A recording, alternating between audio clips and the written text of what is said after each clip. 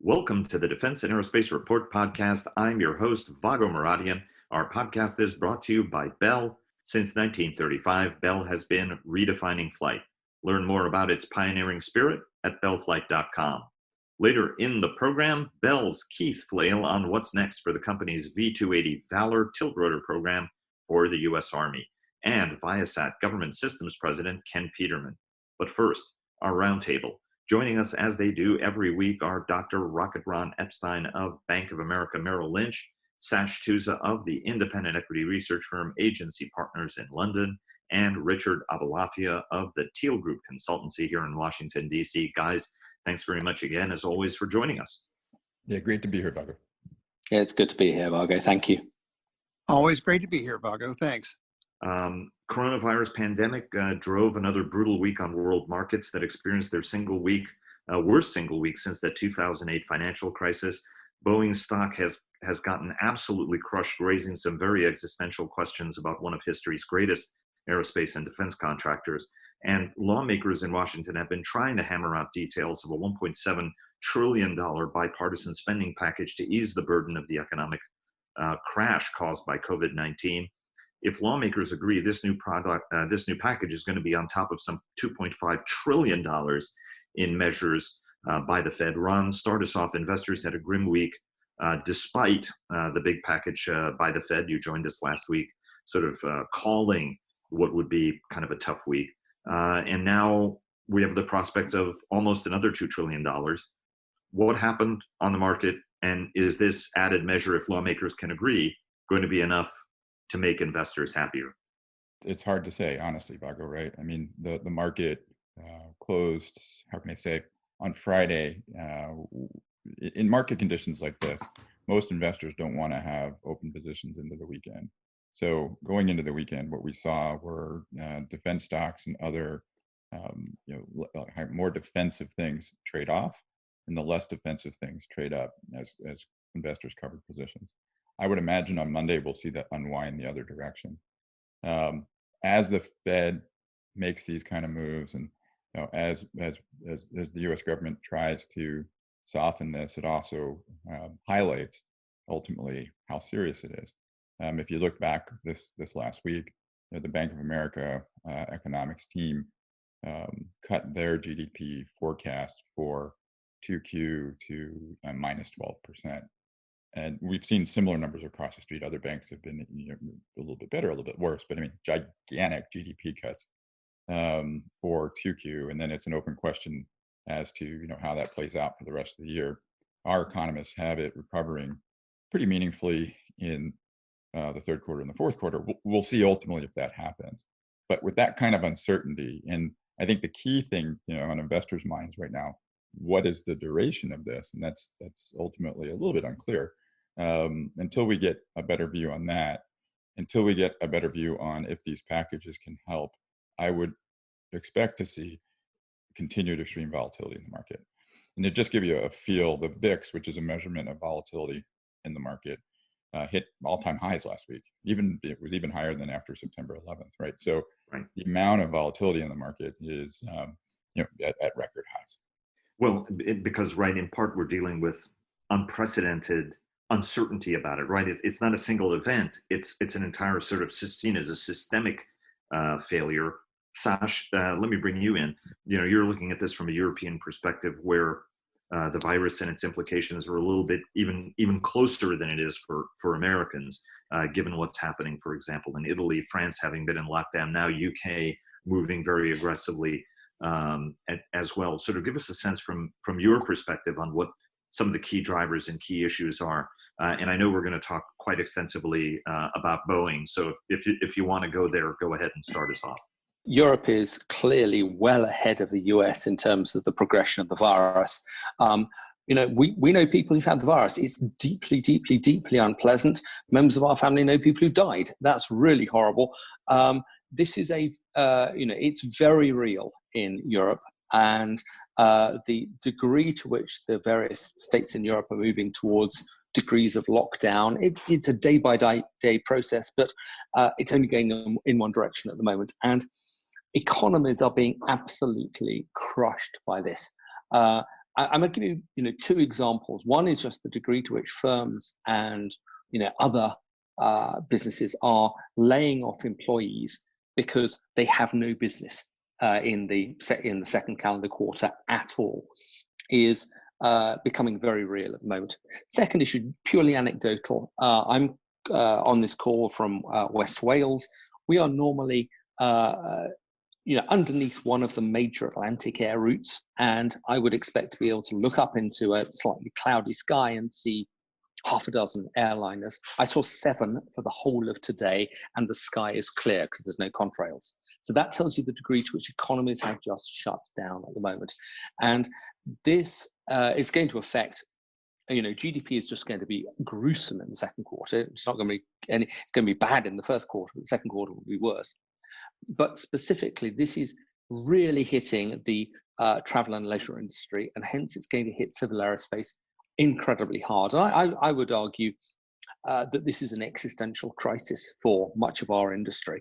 In fact, all of the civil aerospace industry. I think when we get out of this, whether that's 9 months or a year's time or a bit longer than that, some of the companies that we know very well will not be there in the form that we think they are here at the present. And that's I actually don't remember that happening in previous downturns. It clearly didn't happen in the global financial crisis. It was too quick. It didn't happen post 9/11 and SARS. It didn't even happen with the the crisis in the late 90s or the first Gulf War. But this is the worst downturn or the worst recession that we've ever seen, and it's a demand-driven recession. There's no demand, and therefore the recession has occurred. And just to cap on this, we downgraded our forecasts on Airbus this week. We're being probably quite charitable, but Airbus is a tremendously well-managed firm. We think Airbus might, by hook and crook, but it'll need both of those, deliver a chunk of aircraft this year. Might deliver 600 aircraft this year. What of it? They're going to get absolutely crushed next year, because this year they can go to the airline and say, look, you guys are on the hook for these deliveries, come away. Next year, the airlines just say, force majeure, the aircraft aren't in build, we will not take them, period. And we think Airbus will fall into loss next year. We think Airbus will go from about 13 billion of net cash, which they had at the end of 2019, to probably about 6-8 billion net debt by the end of 2022. And that's a dreadful position to be in. However, at least Airbus didn't go into this indebted. At least Airbus didn't pay 40 billion of share buybacks over the last couple of years like Boeing. Boeing is, this is clearly existential for Boeing, because they have made their own problem by the share buybacks and, by the way, the MAX crisis. Richard, give us sort of your sense and take on the week, whether it's the latest travel figures from IATA or anywhere else that gives us sort of a sense and scale, because everybody now is looking at how long this goes on. And, what does that look like, right? Is it V-shaped, in which case things are not bad? Is it a low U? Is it a long U? Is it an L? And I have to say, based on all the things that we're reading, we like to think about things as a recession. And at what point does it actually start to become depressionary almost and if you look at some of the unemployment projections, it's starting to get into much more depression territory than it is recession. Yeah, obviously it is. It's been a truly grim week. It's no longer really a market downturn. Rather, the market has ceased to exist, has ceased to function. The demand side has gone away. Maybe for contractual reasons, as Sash says, it can't quite collapse this year, but it's waiting to collapse next year. And you also have this delinkage between GDP outlook, which will recover, and air travel outlook, because according to epidemiologists, there's a very realistic scenario where there are multiple spikes of social isolation. In other words, you could see the economy start to recover from this shock, quarter or two later, but still periodic don't travel advisories just because resurgence of this disease until a vaccine is discovered in 16, 18 months, whatever it takes. So, in other words, no matter how much there is a recovery, assuming there's a recovery in world economies, it might not do anything at all for air travel. And at some point, this might just become an existential threat. And that's what's sort of scary about the bailout packages that are currently being discussed both in the US and Europe. We just don't know the extent to which these bailout packages will have to provide cash to tide people over for how long. If it's 4 months, great. If it's 6 months, bit of a stretch. If it's a year, well, just keep giving till it hurts. There's so much at stake. We don't know the extent of resources that'll need to be provided. And most of all, we don't know if the political powers that be can come together and reach an agreement on what needs to be done, not just for our industry, but for other industries. So I understand all the panic out there. There are a lot of unknowns. I want to get to Boeing, but let me quickly ask fundamentally, there are some Democratic as well as Republican lawmakers who are asking, why should government bail out these businesses? The cost of money is almost zero. Why don't they just borrow money until the turnaround? And at these rates, it's not going to be that big of an implication at the end of the day on the bottom line. Ron? Well, I think ultimately you have to be able to borrow money, right? So it's not always about the rate, it's the availability to get the money. Now, for the case of Boeing specifically, if you look at Boeing's balance sheet, which we've done in depth this week, with our counterpart in fixed income, largely because it's been on top of investors' minds, they have about $23 billion of immediate liquidity, and that included the dividend, which they cut Friday after the close. They announced that they cut the dividend. So that adds back about $4 billion. So they have about $27 billion. And then then that includes the Embraer deal. If for some reason they were to walk away from the Embraer deal or delay the Embraer deal, that would add another $4 billion. So Boeing's sitting on something like $30 billion of liquidity. It's our firm view that if they needed to, they could get more. They could get more financing if they needed to. So, would the capital markets be open for Boeing?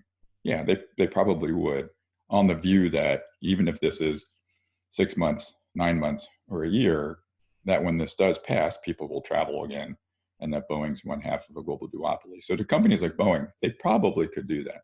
Now, there's a lot of other companies that going into this, because of the nature of their business model or whatever, it would be more difficult, right? So I don't want to call out specific names because that could probably get me in trouble. But there are companies that have, more stretched balance sheets, so on and so forth, that it could be more difficult, and the cost to borrow would be far more expensive. So I think it really depends on the company.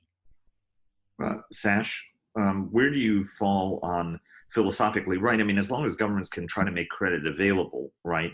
What obligation do governments have to support these companies when demand falls, and why not go to loans to do that? And if you want to talk by extension about Boeing as well, you can certainly move the conversation there. I have absolutely no problems whatsoever with the government making loans available. I've got no problems with government supporting the aerospace and defense industry, actually. I think the whole World Trade Organization, fight between the US and Europe about civil aircraft subsidies was complete and utter bull. These are strategic industries to countries all over the world, and governments have a very, very valid involvement in supporting them and in getting what they want out of them. I'm all in favor of that. So that makes me a sort of pinko European. I can sleep very, very easily with that. I'd make 2 points. First of all, if Boeing does apply for government support, it will kill their case in the WTO, and hence the US's case in the WTO, stone dead. And that would be brilliant, because that has been a waste of time and money and resources and transatlantic enmity for the last 15, 20 years or so. That would be a great outcome, ironically. Let's just focus, though, on what the implication of big government loans are for industry. And if that's how governments want to do it, it's great, although I don't have a problem with them taking equity stakes either. But if governments take big loans, that dilutes the equity shareholders into insignificance. And Boeing doesn't have enough of an equity base, because they gave it all in buybacks, to be able to cope with that. The equity share price could theoretically go to zero. Our calculations show that the Airbus share price at the low, just based on the the amount of debt they're going to build up from cash outflows, from vendor financing, and the sort of multiple that this stock trades on in previous downturns, Airbus share price could go to €1. Won't stay there very long, it'll rebound again, but the equity shareholders really, really get crushed once companies start issuing or taking on a whole ton of debt. And again, I don't have a problem with that. That's the risk you take as an equity shareholder. But I don't think everybody's thought this one through yet.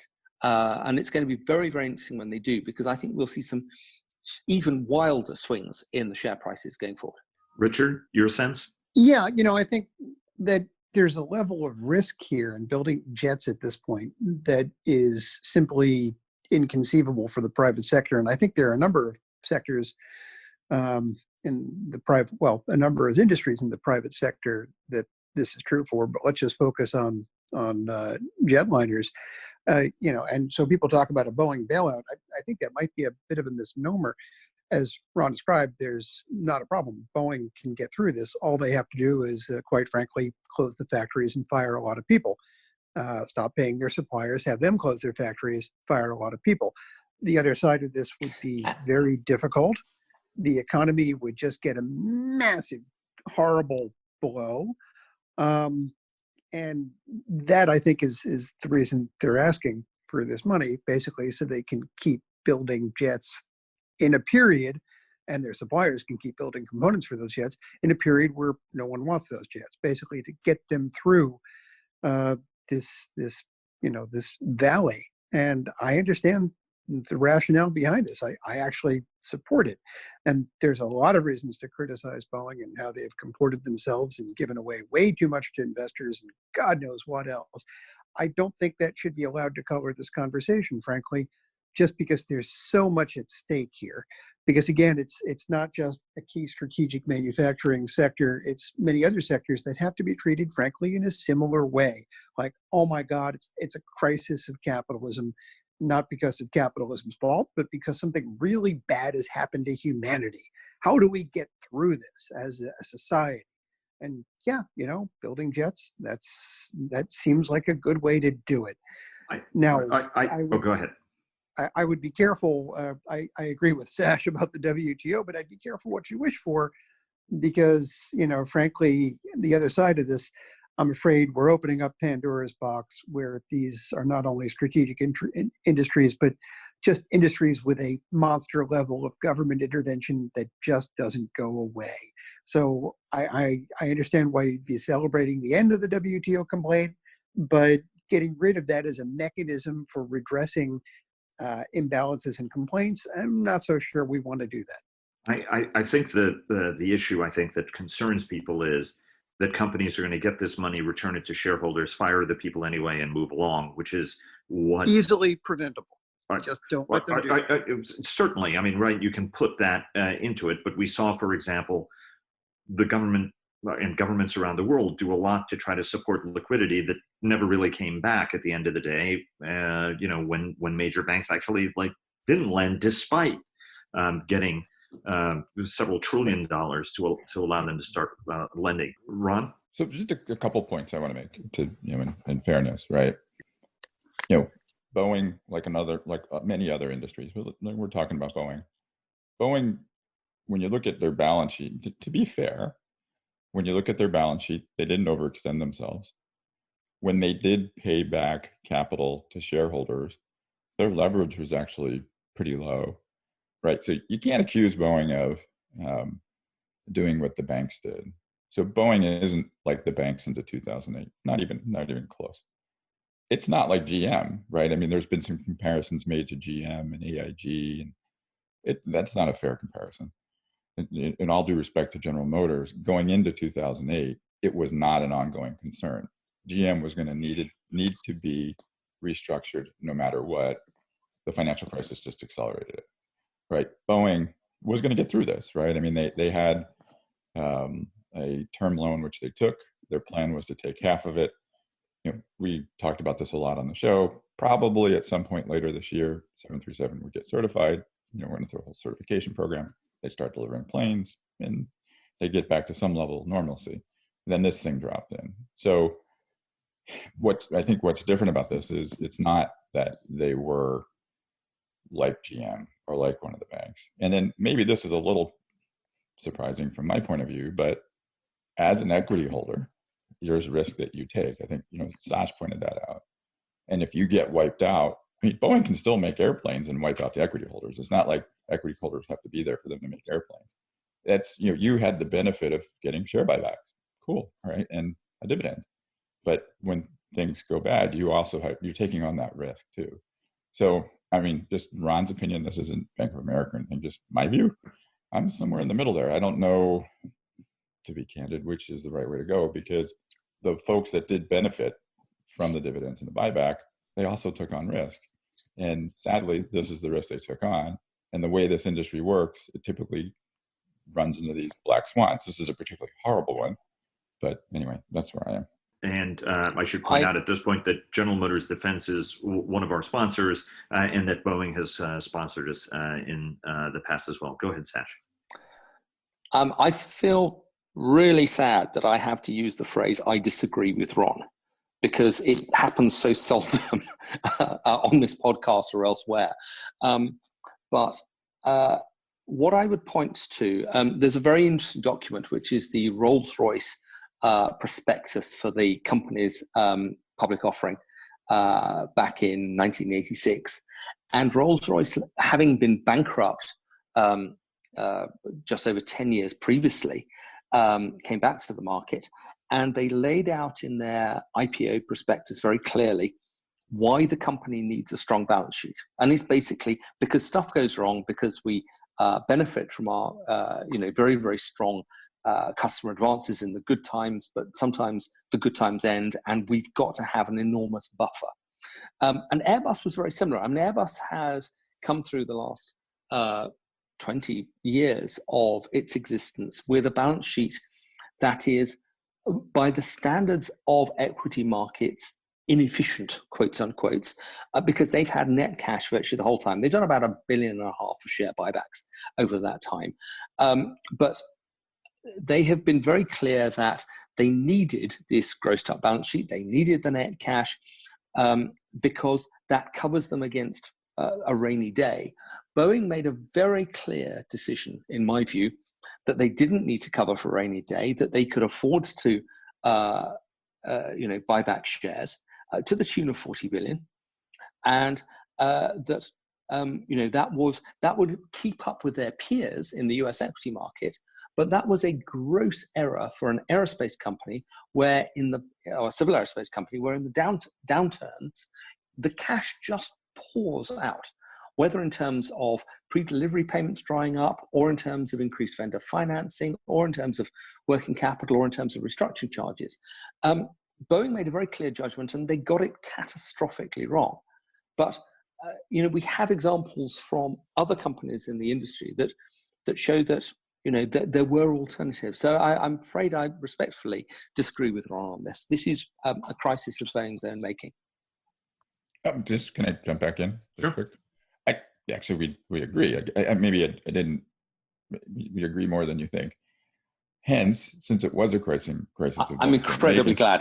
No. Since it was a crisis of Boeing's own making, and you were an equity holder in Boeing, that's a risk you took. I guess that's my point. Where, if you're an Airbus holder and the equity does say better, and I'm not saying it will because I'm not allowed to, but say it does. Well, it's a risk they didn't take. One took the risk, one didn't. As an equity holder in one, you got more dividends. And for a while, the share price did better. Maybe now it's not, and it's a different set of risks. So I guess that's all the point I was making. So we're actually aligned. But then to the point, if the equity holders were to really suffer, is it the government's job to help them when they benefited from what the company did for a while? I mean that's a subtlety. Does that make sense? I totally agree with that. Can I please get in the way of two fighting people before they agree? Because obviously we don't want them to I mean, listen, why break the habit of a lifetime, Richard? Exactly. I appreciate that, Sash. No, I mean, just to state the very obvious here, that talk about equity benefits and whatever else, notwithstanding, just put that aside for one moment. Arguably, Airbus was a better corporate citizen than Boeing. Are they both in exactly the same place with a completely failed end user market? Yeah, they are. Are they both in the same place of only being able to build jets on spec, hoping the market comes back in 6 months or a year? Yeah, they are. And they're both unwilling to do that because that would be the act of a madman. So both are dependent upon government intervention at this point to build those jets and get them through to the other side.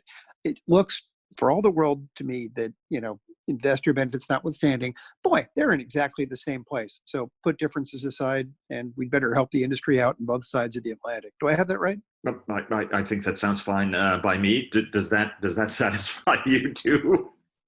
Yes, of course it does. One point I would add, and this has stuck with me my entire career. For those of you who have known me for a long time, the first company I ever covered in the equity markets was Embraer in Brazil. And at one point, I was very close with their first CEO, Mauricio Botelho. And all three of you, I'm certain, know him. And one of the things that Mauricio told me years and years ago was that aerospace was an industry that was super capital intensive, and bad things happened as a result. You had to have a very conservative balance sheet, per what Sash said. And that got them through September 11th in 2001. And for a company that for a very long time, all odds were against, they survived. And I think part of that was their very, very, very conservative view of their balance sheet and the cautions you have to take around an industry that, when it rains, it pours, and when things dry up, it really dries up, right? So anyway, just to give a little credit to Mauricio Botelho from years ago, who came from another industry, right? He came from the hydropower industry, but recognized quickly that in this industry, it really does help to be very precautionary about your balance sheet. So what are you guys looking forward to at this point, right? What are the things you're watching? What are the things that folks should be thinking about as we go into another extraordinary week with people working from home, right? I mean, I know, Ron, you're working from Chatham. Richard, you're working from your place a couple of blocks from my place, and Sash, you've been alternating between London and Wales. I mean, at the end of the day, this is a very changed universe that we're all operating in. We're starting to see in Europe companies progressively facing up with the new reality. So Meggitt, an aerospace subcontractor specializing in wheels and brakes, but doing a ton of other stuff, just withdrew their entire fiscal 2020 financial guidance last week. There's arguably a more interesting move going on, which is that companies that have reported their full year results but have not yet held their annual general meeting are now saying, hey, we can't hold the annual general meeting because we can't hold meetings. We can't have 250, 300, 400 shareholders in a room and everybody plays raising hands up and down. Because we, and I'm looking at MTU Aero Engines here and Rheinmetall, because we can't hold an annual general meeting, we can't pay a dividend because the shareholders have to approve the dividend at the annual general meeting.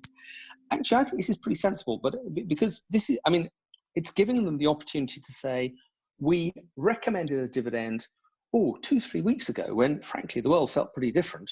Stuff's changed. Let's just stop being crazy about paying all this cash out. We're going to need this cash going through this year and into next year as well. I think we're going to see more of that.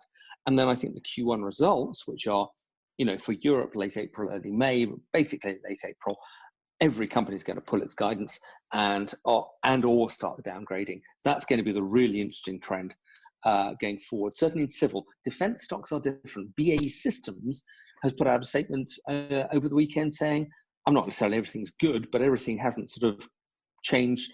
They're fairly much trading in line, which is fairly similar to what Leonardo said as well. So this spread between this division between civil and military, I think will accentuate over the next quarter. Ron?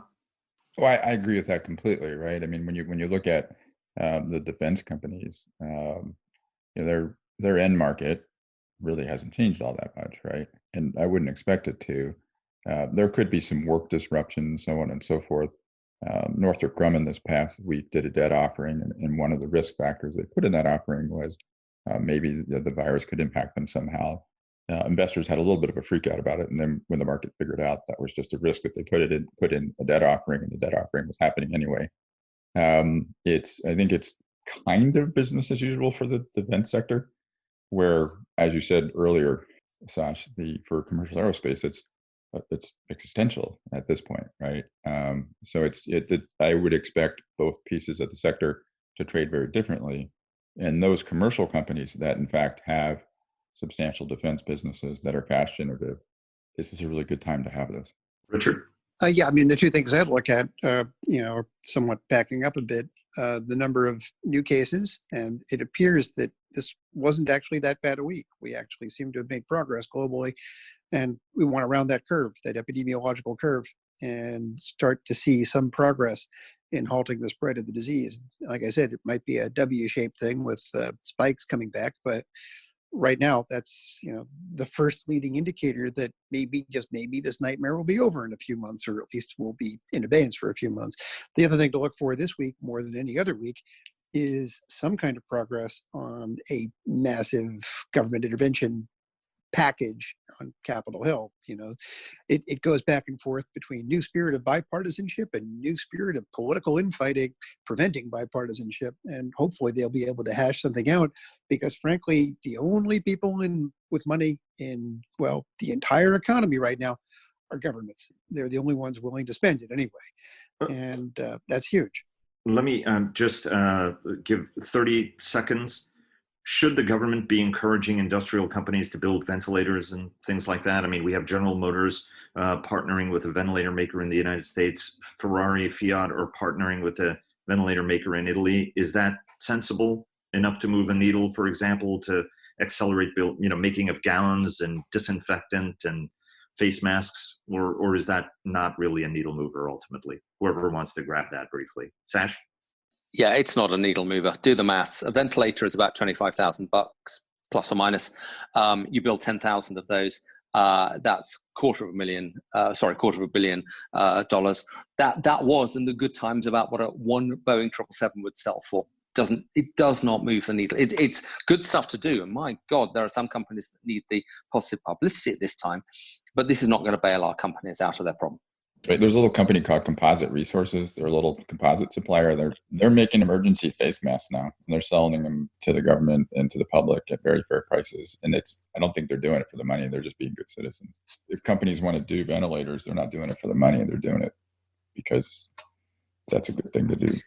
And by the way, I think that's absolutely right. I think that these companies are getting involved to make a difference, and they have the capacity in order to be able to do something. So I am not looking at this cynically at all. Yeah. I'm just looking at it from a broad. No, but I was just thinking Composite Resources is a little company, and they're making these masks, and they don't have to. I mean, they make like composite fairings for airplanes, and they're making face masks. So. But the question is that enough to kind of move any economic needle at the end of the day? And unfortunately, the answer is no, even if it's the right thing to do, right? So. No, but if they can get more masks out there, and you can get more respirators, whatever out there, then that's.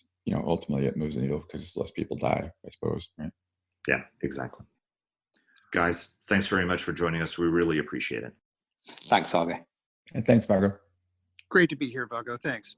And now a word from our sponsor. The Defense and Aerospace Report podcast is brought to you by the Bell V-280 Valor, bringing the mission technology of the future to the battlefield of today. Visit bellflight.com for more. And joining us now is Keith Flail, the Vice President for Advanced Vertical Lift Systems at Bell. Keith, thanks so much for joining us. Hey, Vago, great to talk with you again. Thank you.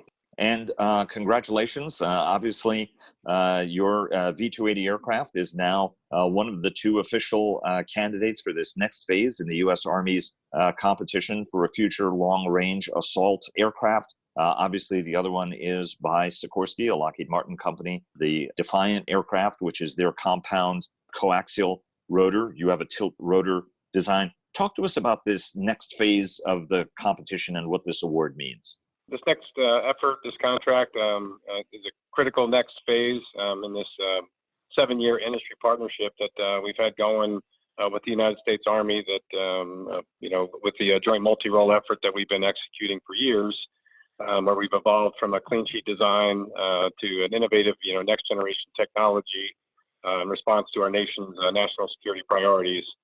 So very exciting time at Bell as we move on with the United States Army in this next chapter. So with Joint Multi-Role Tech Demo and leading here into the future long-range assault aircraft program of record, it provides really the Army the blueprint for Army modernization as a successful example of rapid technology development. So during the the joint multi-role effort that we've been executing over the last several years, working with 12 other invested industry partners and lots of other supply chain, being able to rapidly produce and do the systems integration and work the schedule to validate these flight capabilities and operational relevance. It's really been an exciting effort. So now that for where we are with the joint multi-role program with Team Valor. Now over 170 hours of flight time, generating all that engineering data, validating those models, and facilitating the U.S. government touch points in terms of what they're looking for in this next generation capability, exceeding speeds of 300 knots, exercising the low speed agility and bringing that proof of having those level 1 handling qualities.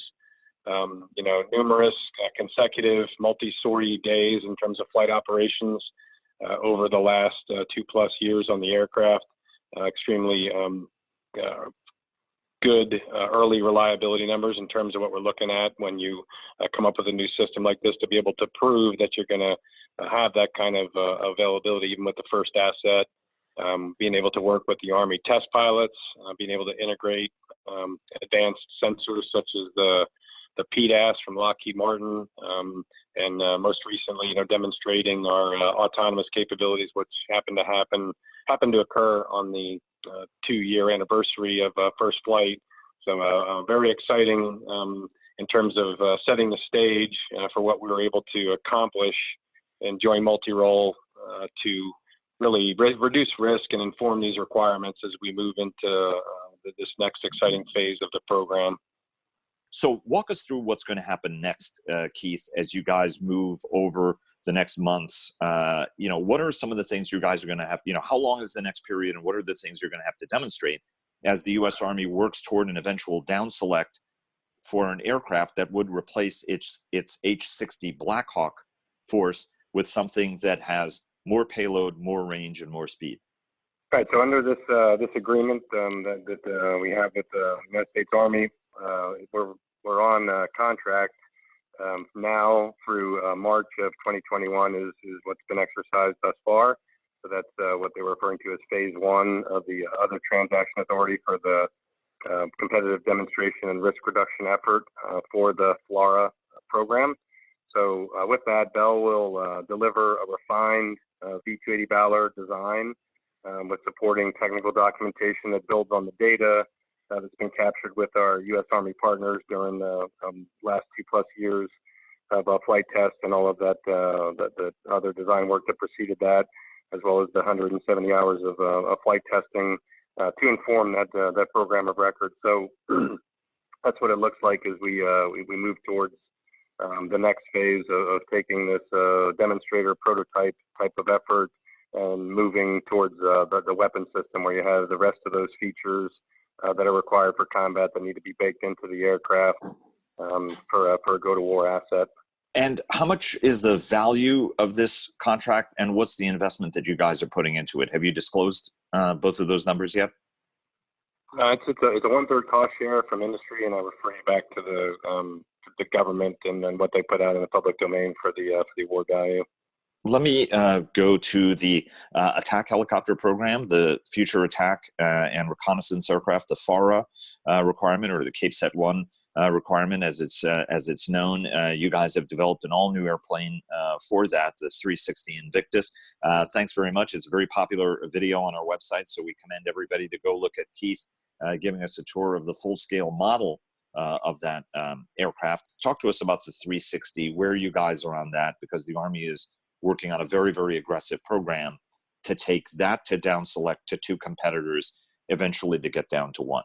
Yes, so for the Future Attack Reconnaissance Aircraft program, Bell is actually one of 5 companies that were selected for the initial phase. So it's Bell, Sikorsky, AVX, Karam, and Boeing. As we've been on, contract for about a year, working with our government partners on the FARA program, really working our value proposition for our FARA offering with Bell 360 Invictus is really to bring the most affordable, most sustainable, lowest risk, least complex solution for the Army as they're focused on Army modernization across their 6+2 priorities to be able to execute multi-domain operations.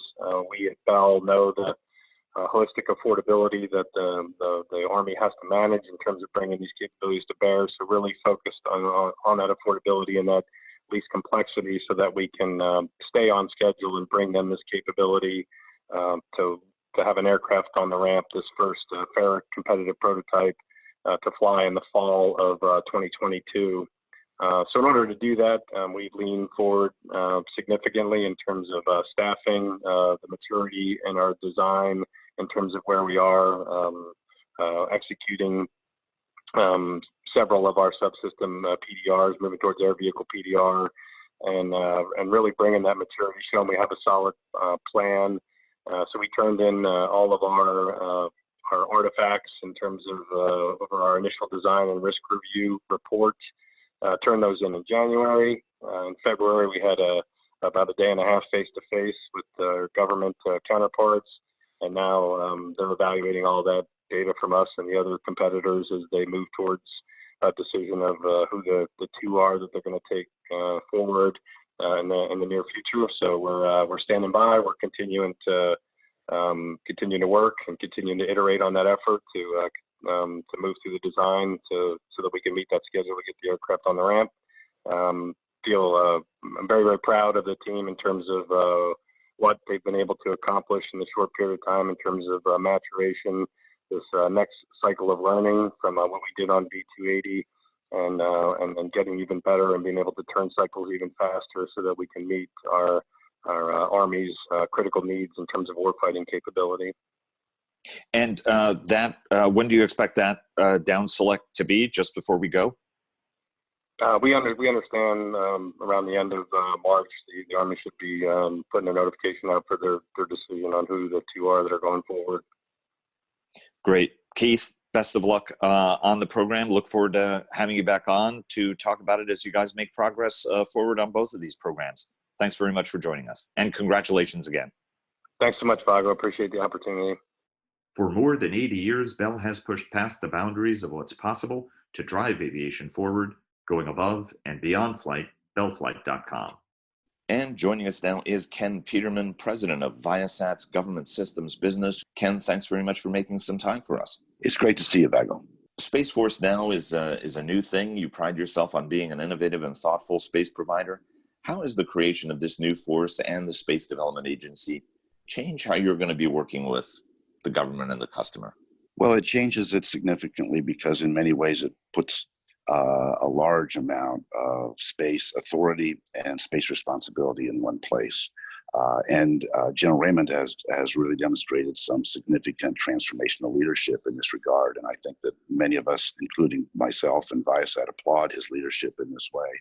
He released the enterprise SATCOM vision recently, and that outlines the new service's vision to evolve SATCOM into a single enterprise that can continue to deliver effects to warfighters from and through a contested or degraded and operationally limited environment or a contested space. It emphasizes speed needed to develop the future SATCOM capabilities.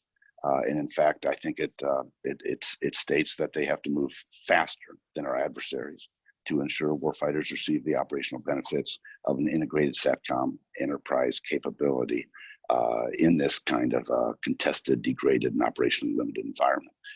So the vision, and the vision in many ways speaks to what ViaSat's been doing for a number of years in terms of a hybrid adaptive network architecture.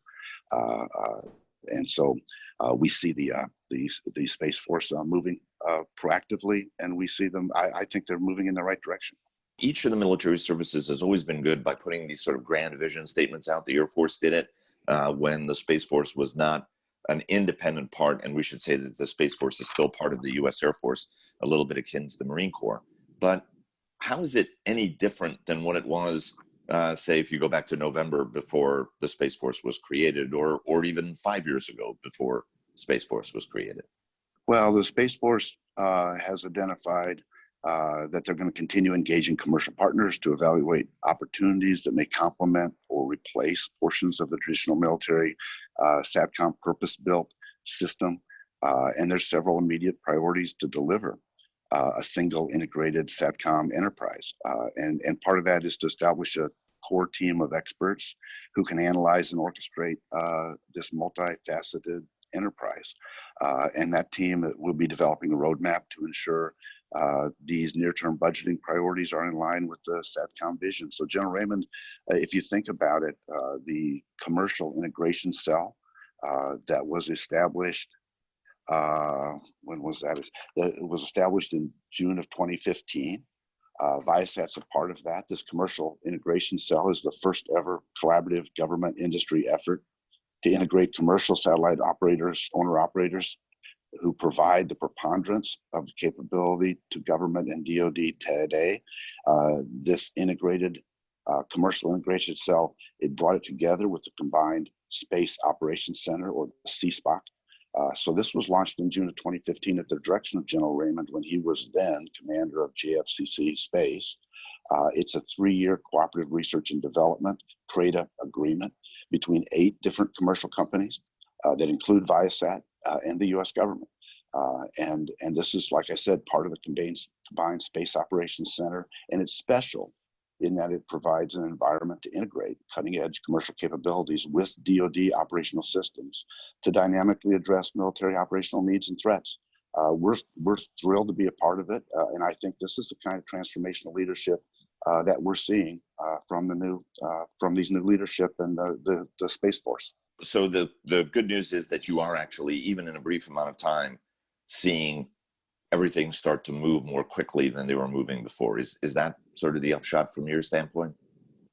Yeah, and I think that this places the authority in a single place. So, for example, to implement a hybrid adaptive network or to provide resilient space connectivity through a simultaneous multi-network connectivity architecture where individual subscribers can be have access to, maybe even participate in multiple networks simultaneously.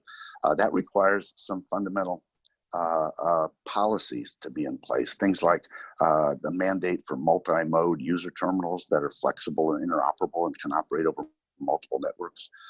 It requires a network manager, a hybrid adaptive network manager, so that you can monitor individual users' mission demands and also simultaneously know the status of available resources so that you can intelligently assign users to the network that best delivers the required effects, that provides the best customer experience, and can be done dynamically and in real time. So warfighter parameters drive this kind of a HAN network manager to select the best available network based on their demands, their geography, economics, their operational temper, the kind of terminal that they have, and things like that. And so multi-network terminals are critical. A network management capability is critical. And then the final thing we see is an open standard network interface that specifies the structure of information that can be exchanged between the hybrid network manager and the component networks, implementing maybe a translation agent at the software layer that translates the network's native control and status facilities into the network interface defined format, so that you can bolt on these new networks as because these private sector companies are on a fascinating and accelerated technology trajectory. And that is bringing forward new networks every 18 or 24 months. The pace is remarkable. And this kind of an open standard network interface embraces that technology, enables DoD to leverage it faster and better than ever before. Let me ask you, you mentioned software. Let me ask you about the CMMC, the Cybersecurity Maturity Model certification that DoD has gone to. You're a prime contractor. DoD is trying to improve cybersecurity across the enterprise and even have you play a much more active role in managing the cyber affairs of your supplier base. You're responsible for that now under this new process. I should say for our audience, our cyber coverage is sponsored by Northrop Grumman, who also sponsors our weekly cyber report. Talk to us how CMMC is changing your relationship with the government, what you guys are doing, and how it's changing your relationship with your suppliers.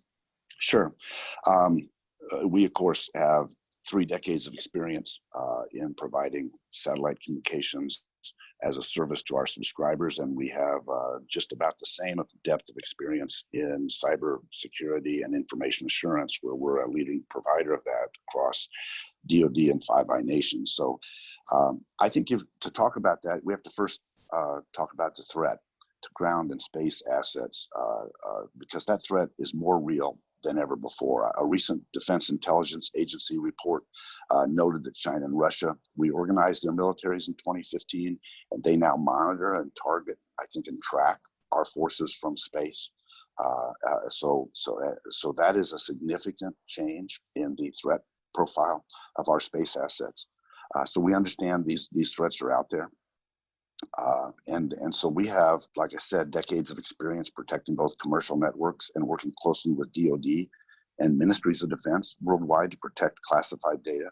Our team is monitoring our networks in real time, and we have an active cybersecurity operations center that monitors all of our networks and in real time, and we know the status and the threat envelope of each device on our network. We also are working closely with NSA over the last 10 years to achieve a committee on national security systems policy. I think it's called CNSSP 12, and we have achieved that on all of our constellations.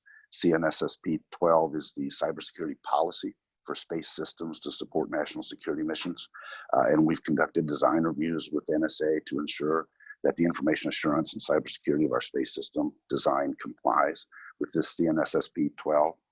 We're also a member of the Commercial Space InfoSec Working Group, the CSIWG, and that meets regularly with NSA and DISA to discuss threats and IA cybersecurity technology in support of space systems design. Besides NSA and DHS, we also interface and work closely with the National Air and Space Intelligence Center, the NASIC, on space system threats. We receive classified intelligence with respect to the latest threats, and we work with them to mitigate those threats. And we were a founding member of what we call Cybersat, which is a group of commercial space operators and developers that are promoting together, collectively, better cybersecurity in the space industry. So we've been very active in that, and we continue to work very aggressively in this arena. So you asked me about CMM, the Cybersecurity Maturity Model Certification. That is a tool in the toolbox, and it's a step in the path, but we've been on this cybersecurity journey to protect space and ground infrastructure for decades. And let me ask you in the 30 seconds we've got left, how do you build your cyber architecture, both on the spacecraft side of things and on the ground station side of things, to make sure that you can update your cybersecurity in a fluid and seamless fashion, right? I mean, sometimes there is a challenge with older assets and how much modification you can do them, especially once they're spaceborne. Talk to us about how you guys have engineered this infrastructure to make sure that you're putting security first and able to keep updating it as the threat profile changes. We are perhaps the most vertically integrated space provider. We provide the entire ecosystem from the satellite to the ground infrastructure, and then we certify a variety of different user terminals to operate on our network. So we have control over every aspect of our network in real time, and we use what's called the DevOps model, so we can update the network architecture, the network management process, the cybersecurity. We can update that software in real time. So we design the cybersecurity holistically into our vertically integrated ecosystem. It's a part of every aspect of that ecosystem. And then this DevOps model, we monitor the network in real time, both network management, network performance, device performance. We know the status of every device on our network in real time from both a net operation, device operation, and a cybersecurity perspective. And we have the ability and commonly upgrade the software across our network and our cybersecurity system every 3 or 4 hours while the net's operating. We do that in real time, and we do it concurrent with having millions of devices on our network every day. So we're very responsive to this emergent cyber threat envelope and threat vector, and also able to use machine learning and AI to do behavior analytics on our cybersecurity threats that we see. So we're able to increasingly be predictive in spotting them before the threat actually emerges. And then we also use machine learning and AI on the use cases and use case trajectories of our networks, so that we can predict how individual users are going to use our networks in our in-flight connectivity. The usage patterns on an 8 a.m. flight, a shuttle between two cities, is different than at the 10 a.m. shuttle or the noon shuttle or the late afternoon shuttle. The cyber threat vectors are different also. So we're able to manage the network so it can best support the customer user experience and provide the security in this dynamic threat environment that we all live in. Ken, thanks very much for joining us. We really appreciate it. Thank you, Vago. And thanks to all of you for joining us this week. Please follow our daily podcasts with top government, military, industry, and thought leaders at Defense and Aerospace Report, and subscribe to our weekly newsletter. Follow us on Twitter at DefAero Report. That's at DEFAERO Report. Like us on Facebook at Defense and Aerospace Report, and check us out on LinkedIn. Check out our weekly Cyber Report sponsored by Northrop Grumman, and our weekly Technology Report sponsored by General Motors Defense. Since 1935, Bell has been redefining flight. Learn more about its pioneering spirit at bellflight.com. Thanks again to Bell for their generous sponsorship, and we'll see you again tomorrow.